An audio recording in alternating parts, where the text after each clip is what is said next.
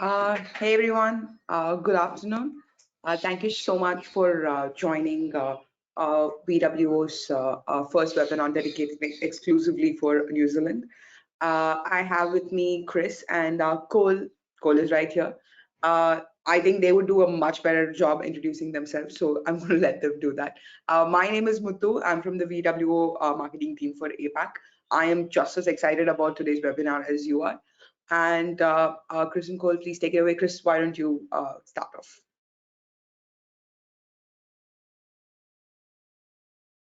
You're on mute. Successfully unmuted. Nice.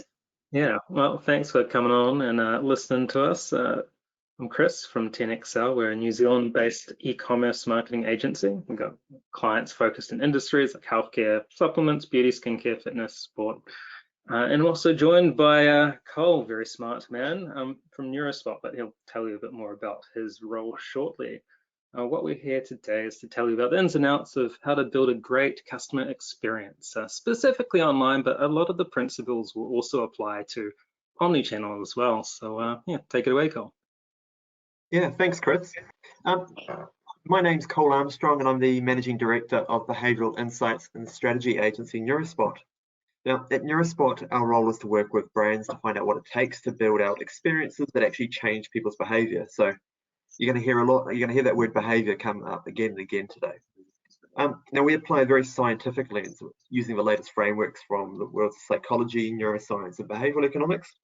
And we've been fortunate to work with clients across a range of sectors. Some of our recent clients have included New Zealand brands such as Countdown of a Warehouse, Southern Cross Travel, AA Insurance, Trustpower, and many others. So it's a very exciting area, and I'm really pleased to be able to talk to you about the topic today. Cool. The point we here to emphasise, thanks, Chris, is that good businesses, both those operating online and those operating in the real world, are good human businesses. You know, these businesses are built around how people actually operate, how they actually make decisions.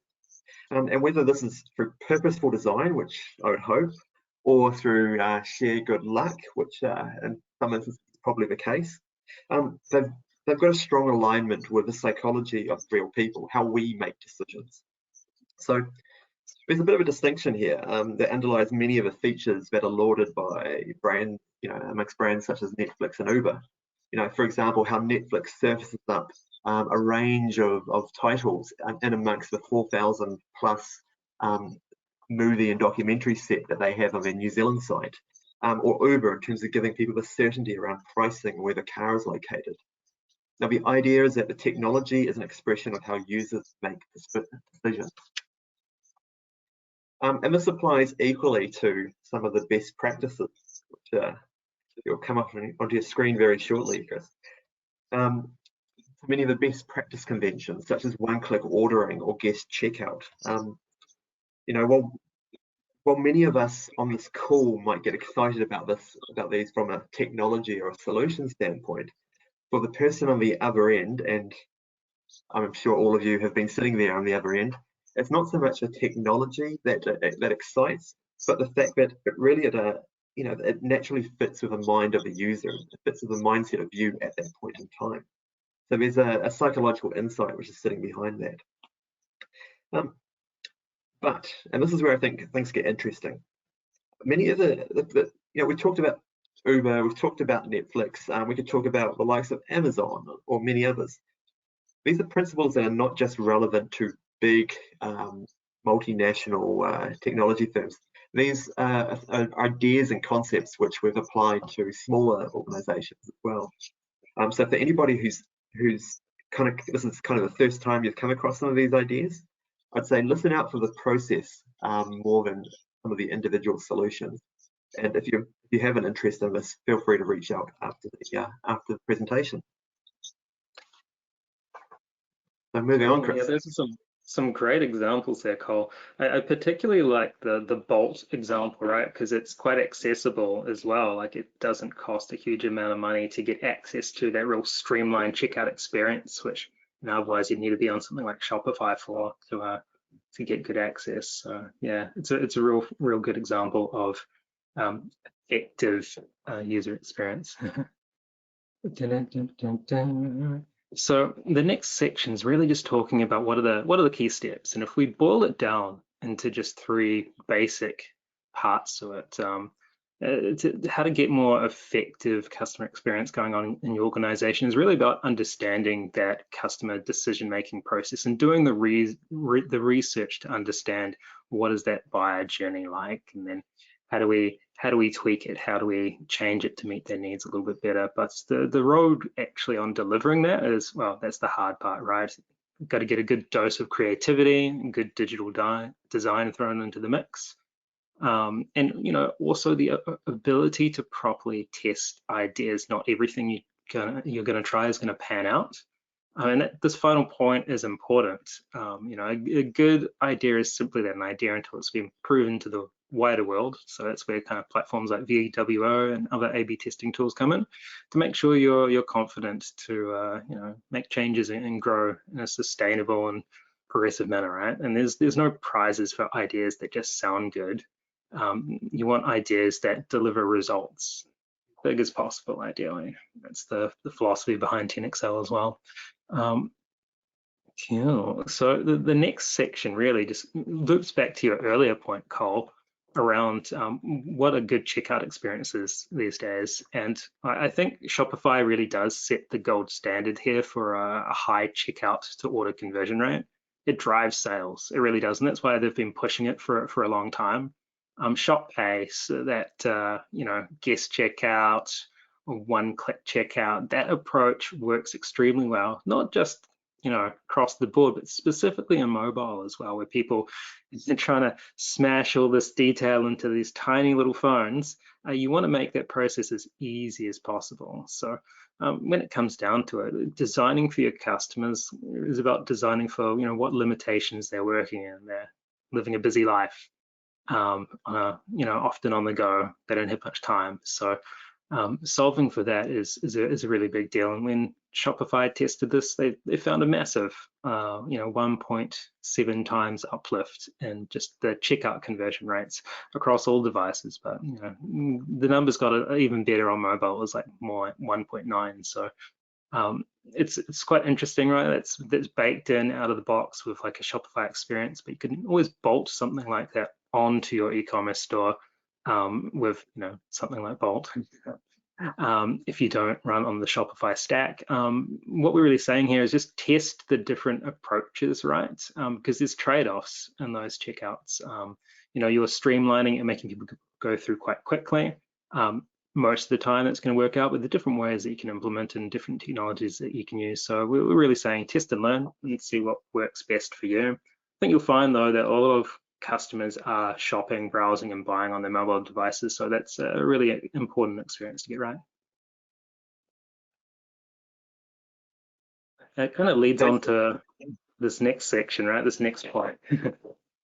Yeah, so we're going to bring it back to a few basic principles, which hopefully you can take away and you can give you a little bit of a better understanding of how people actually make decisions. And the first thing to say is that what we're about to talk about is how all humans make decisions. Now there will be differences in context and so on, but and that's where testing becomes super important.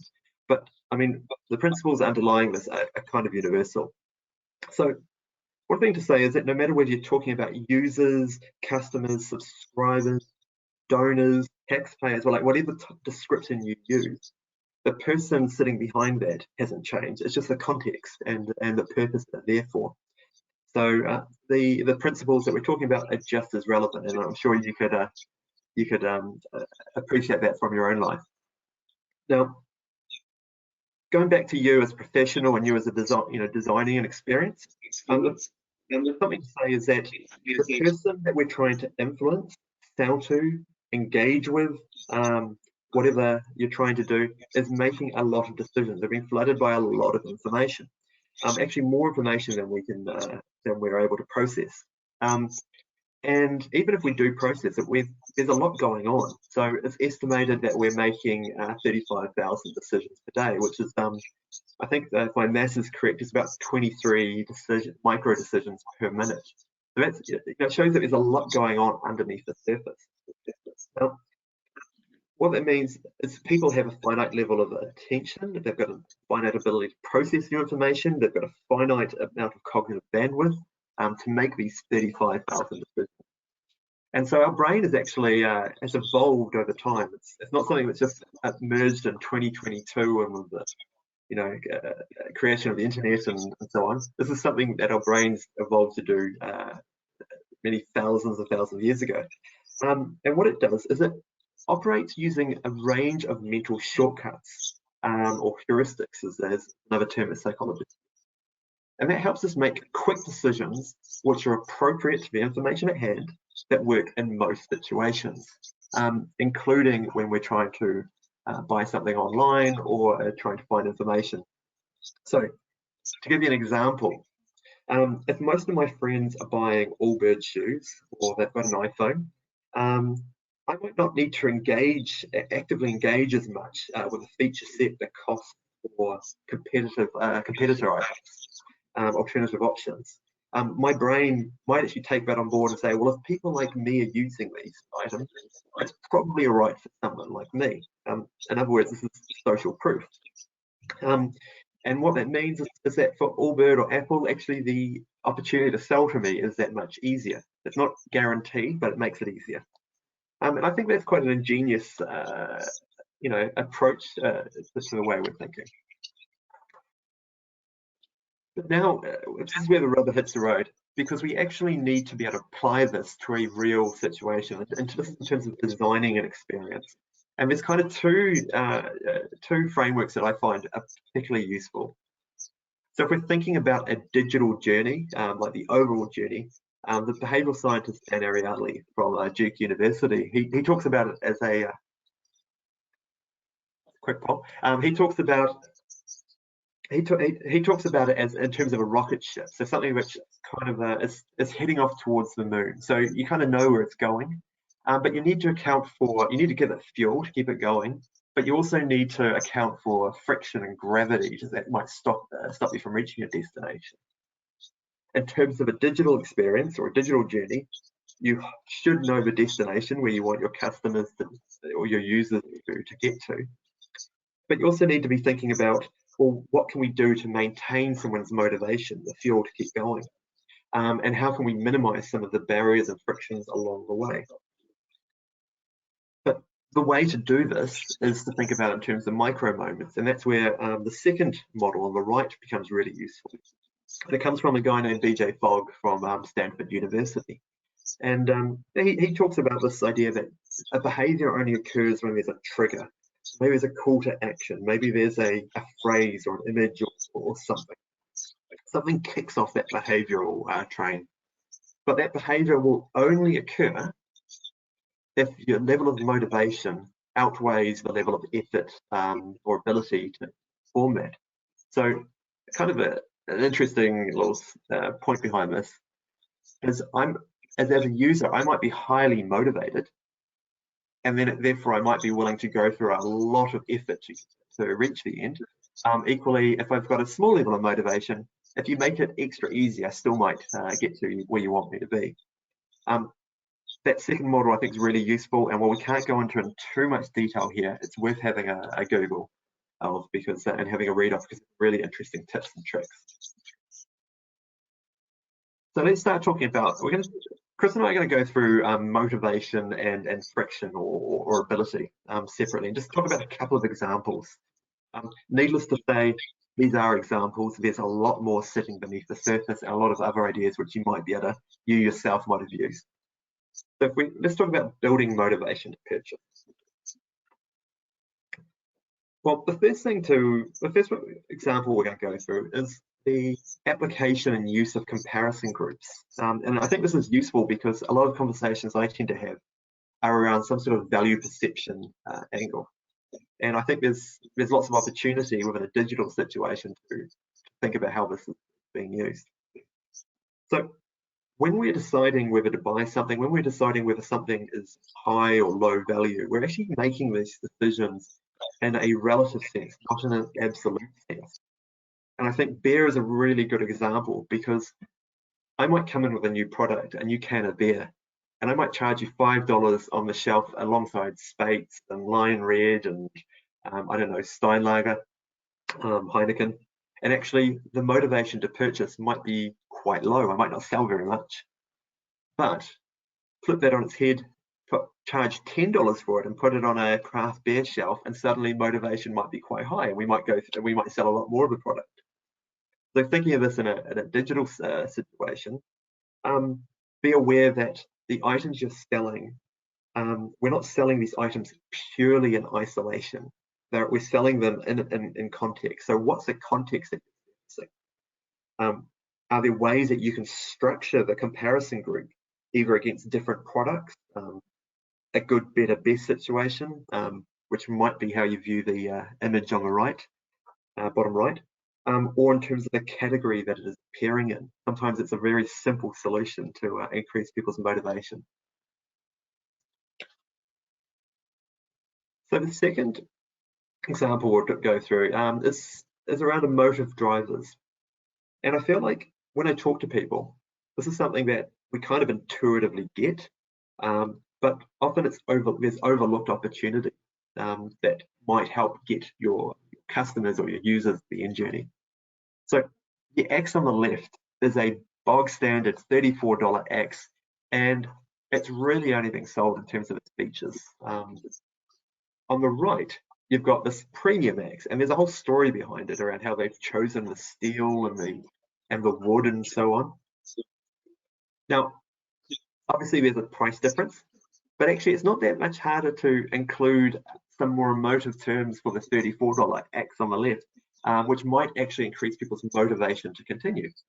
Because ultimately motivation is really just a signal to us that there is something important, something that's useful, that has some utility to us that we might need and should respond to. And I think if you think about some of the restaurants you're visiting, you'll see this huge variation in real life.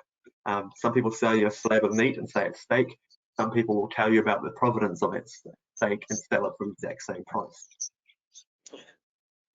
So Chris, I'll pass over to you. Classic stuff. Yeah, I've got another example here. This one's quite an interesting one, right? Again, back to a product page, but for this one, effective journeys come into play a little bit differently when you're kind of a new brand, because you don't need to just sell people on buying this particular product SKU, right? A lot of the times, if they've never heard of you, they're not a regular customer, they haven't bought from you before, there's a big question of why should I trust you with my money, right? So the example here is from the Udi, which is an Australian e-commerce brand. So it's it's a great example because one, it's kind of fun. It's got little Mandalorian Grogu on it, but also they're not just focused on selling this product per se. In fact, they even hide the product detail descriptions inside an according menu and kind of let the imagery sell the product. But for the most part, when you scroll down further in the page, the content that they have is focused on selling you the brand. Why buy any hoodie from Udi? And they put great effort into promoting their value proposition. You know, what makes their garments different from everyone else's? What are the top 6 reasons to buy from them, and why trust them, and who else trusts them? And they put a lot more effort into that than most other brands, and you don't kind of see this type of example on, say, just like a mass market, huge marketplace, because you know those merchants try and cram as many SKUs as possible into the sites, and they kind of can't do justice to brand storytelling. But and when it comes to building a brand from scratch, you got to sell people on the products, but ultimately people buy from people, right? They're wanting to know why they should trust you with the money. And yeah, that brand storytelling is really an important part to do, even on these product pages. Even if you have some of that content elsewhere, like on the homepage, that's where a lot of people just leave it. I'm kind of here to say that you want to test some of that here as well below the fold. You can go on their site and check out some more examples of that. They do a lot of A/B testing themselves, and they've done a really good job on making that journey efficient. But also what's really stands out to me in this example is when you scroll down, no matter how far you scroll into that brand storytelling, it's easy to get back to the product because they've got this little sticky add to cart bar that just follows you around. So the moment you're kind of sold on the brand, you can just hit add to cart and buy the product. And so that's kind of a really important follow-up step there. Cool. So what we're going to talk about now is around friction and also why there are times when you might not actually want to reduce some friction, or actually you might want to add a little bit. So I think the first thing I want to cover off is that there's actually not just friction in terms of physical friction, there's actually cognitive friction as well. And I find that people are often quite willing to talk about how to reduce the time to complete a journey or a transaction, or reduce the number of physical steps, the number of clicks required to complete. But actually, and then there's a lot of opportunity left on the table in terms of making it easier for someone to think. Well, Chris is going to talk about default options very shortly. I think Netflix has quite a nice example here, where as somebody who's coming in, they've actually made it very easy for you to decide which option to choose, which conveniently enough is their premium option. That doesn't mean that you can't change it, but it just means for somebody who's pressed, it's a little bit easier for them to get to where they need to be. But equally, friction isn't always a bad thing to talk about. And it's SkyScanner, which will come up any moment now. They've taken a very different approach. So in this case, SkyScanner is only a useful site if you're aware of the value that it's bringing to you. You know, the value is around the fact that it will search for all these other sites to bring you the best options, to bring you different options, and it brings it together into one screen for you to search through. But what they've done is they've slowed down the experience by saying, you know, we're checking through 12 or 30 providers for my supposed trip to London in a couple of months' time. And then it starts telling you about all the airline websites it's searching through, and it's deliberately slowing you down so that you're actually aware of the value it's bringing you. And clearly, this is something which is working for customers. Taking a few extra seconds of someone's life is actually beneficial, because at the end, that customer is walking out feeling quite secure and quite content that they're getting the best options on offer. So friction has been baked into the experience with good effect. Nice. Those are some great examples, Cole. I think the last one in this kind of a series of examples is one a bit close to home. This one is from Supe, kind of local online supermarket. And just another example of making things easy for your customers. So back to some earlier points, we're really about trying to gently guide people to the point of purchase as efficiently and as smoothly as possible. We want to do as much of the thinking for them so they can kind of just breeze through. So one of the ways to do this is just by doing a really good job of presenting some default options. In an e-commerce context, this is kind of like, your popular categories, right? Instead of sorting alphabetically, sort by what is the most purchased for you. If someone's gone to the site before, browsed, purchased, having options surfaced to them based on that behavior, those needs. It's all quite standard stuff, right? There's nothing groundbreaking, but when you've got like a massive inventory of hundreds and hundreds of products, the real question comes down to, what do you show users first? There's only so many products you can put on your screen, right? So Supe does a great job of this, but the other thing that they do a good job is at a kind of a brand level, talking through the social proofing. Why buy from them? When you're a challenger brand, you're up against quite established players. You don't often see this kind of social proofing in, like, say, some of the bigger brands out there, because they don't need to, right? But if you're a smaller brand, you need to kind of prove your way every step, right? And one way to do that is customer testimonials, before you even get to, adding products to basket and checking out.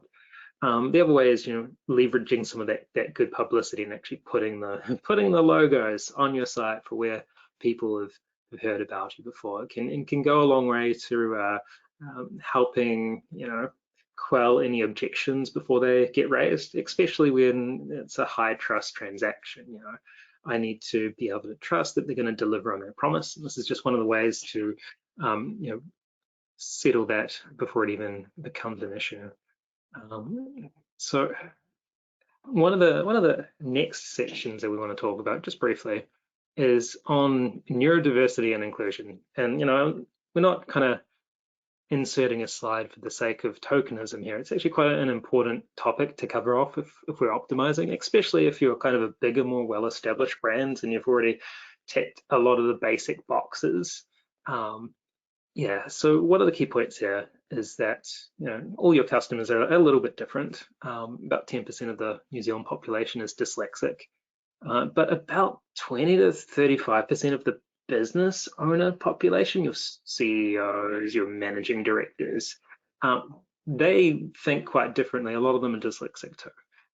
If you're a B2B brand, that's a huge chunk of your customer base. So you generally want to make things as easy for your customers as possible, right? And there's just some real simple usability rules to help give them a better time, right? Using clean typography. I put this example in here and everything in all caps, but actually you want to avoid that. It's less readable, right? Don't underline text. Try and align things to the left as much as possible. Just have things, large enough to read, and don't cram the site with thousands of words when a few sentences would do.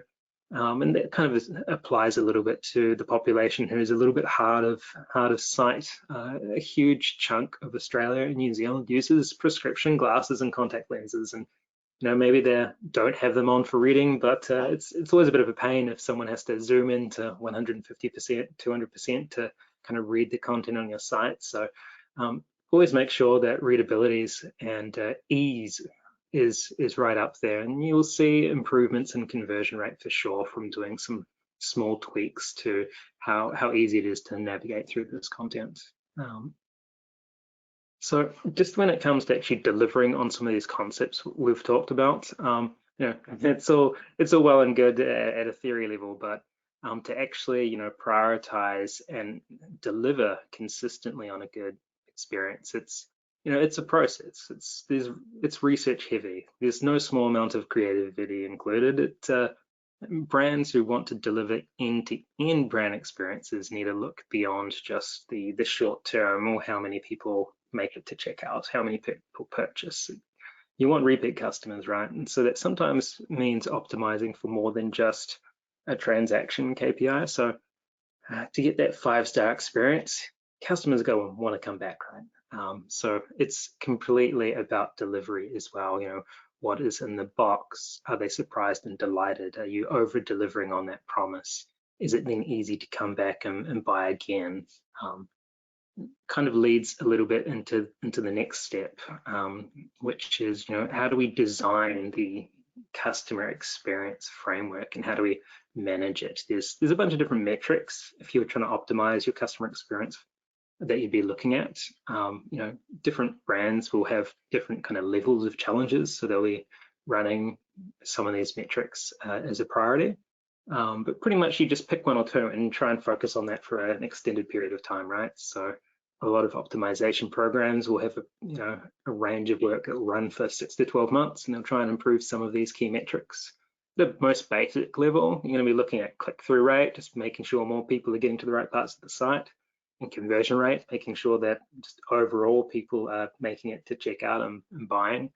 More mature brands tend to focus on things like revenue and return on ad spend, but that's not really the be all and end all either, because at the end of the day, if you're not making profit, your margin might be different on different products, and you want to take that into account as well. And also, like the customer lifetime value is really key, right? Like if some people buy products that are loss leaders, but then go on to spend thousands with you over the course of the next year or two, it's still a really, really valuable thing, and you can optimize for that as well. So the next slide is really just talking through our assumptions, right? Sometimes our web analytics data is good, really helpful for us understanding the customer experience. But sometimes it needs to be, drilled into a little neater. One of the examples that we found with Dose & Co was, what the web analytics data was saying was actually not what was really going on. We had to dig deeper, and only through like extensively testing the experience do you really kind of find out what is true. Cool. So one last thought to kind of finish up on is the idea that the customer experience is never a static thing. It's always just viewed through the lens of your customers, and those preferences and that perception will change over time based on what your competitors are doing, or just based on what industry is doing in general. So your experience does need to change too. Even if it's optimal for today, it might not be for months from now. So continue testing, continue learning, and no matter how well established your brand is, you can always benefit from testing and learning. So cool. So what have we covered? Delivering a customer experience that returns value to all parties, brand and customer. Well, it starts with an actual understanding of how customers make decisions, and to use this knowledge as guardrails for future design choices. That, and you need effective implementation, the right combination of tools and tech, creativity, and good design. And lastly, a good idea is only that until it's proven. So you want to build out the ability and the culture of testing to ensure that only the ideas that work are retained, and everything else is kind of put to the test and discarded if it doesn't deliver the value that you want. Cool. So that is us for now. Thanks, guys. We have reached the end of the webinar. So if any of you have any questions, I'm just going to enable the chat window, and I'm going to unmute everybody. So if you want to chat, just drop us a message. Yeah. And there are a couple of more polls as well. I realize that the question that popped up might not be the best time. So we have a couple of more questions. I'll make that available now as well. So please continue asking us anything you would like to ask. We'll stick around for a bit more.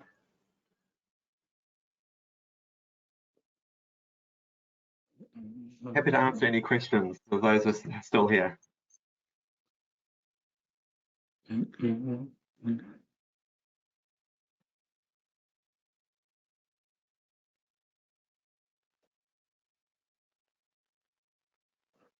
You could also raise your hand if you want. I can enable the speaking thing. Yeah.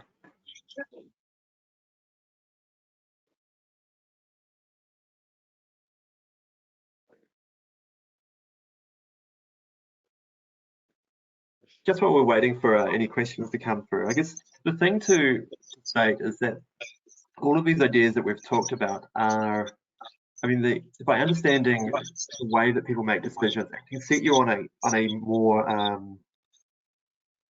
I guess, on a train of thought and a design path, which is more likely to bear fruit.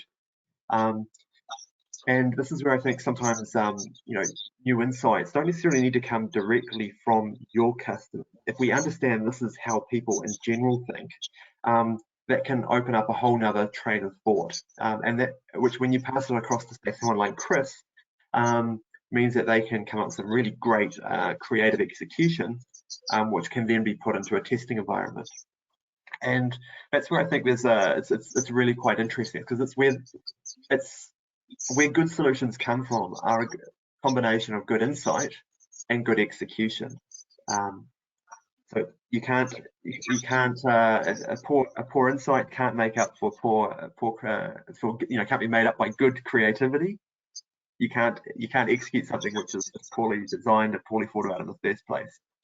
But equally, if you don't have a skill set of a creativity to execute a good insight, again, you could end up in a poor situation. Reminds me of a Sun Tzu quote, right? Tactics without strategy. It's I a good feel one. like No, I hear a quote there. yeah. No, it's totally true though. I've talked to a lot of people who've run CRO programs and optimized their digital experiences, and it's a real mixed bag as to how many tests actually pan out. Like some people have said, maybe only 1 out of 3 of their tests have had statistically significant results, and it always surprised me a little bit. But partly that was also because I was coming from an approach of doing robust research first and building really strong case and trying to test the things that have a lot of data behind them, backing them up, and you can usually drag your success rate right up and have a whole lot more winners identified just by doing that background homework and leaning on some of these behavioral economics insights are really key as well. Definitely goes a long way to helping trying to understand how customers think. And generally, oftentimes, less is more too. Like we experiment a lot with, well, why don't we just delete these parts of the user journey and, find what's actually working for customers that way, and that can generate some nuggets of insight in itself. Excellent. I think this would be the last question for the poll. And again, just to reiterate, if any of you have questions, you can drop it in the chat window, or you can always reach out to us later as well after the webinar. And you will be getting a recording of the webinar as soon as it renders, but do give it a day. It's like a long video, so obviously it will take a little bit more. And that's about it from us, from me at least. Chris, Cole, any closing remarks? I'd just like to thank everyone who showed up today. It's nice seeing you all virtually. It's not quite the same as in real life experience, but I think we'll be stopping by a few events once they start kicking off again. So it'll be great to see everyone out and about in the real world in the subsequent months. And in the meantime, for anyone who's got any questions, feel free to reach out to one of us. We're more than happy to have a chat and maybe just fill out any of the details which we've had to skim over quite quickly. All right. Great then. Again, thank you so much to everyone who showed up and stuck through till the very end. And thank you so much, Chris and Cole. This was a great presentation. I hope to have all of you back soon. All right. So thank you. Have a good rest of the day. Cheers. Bye. Bye, everyone.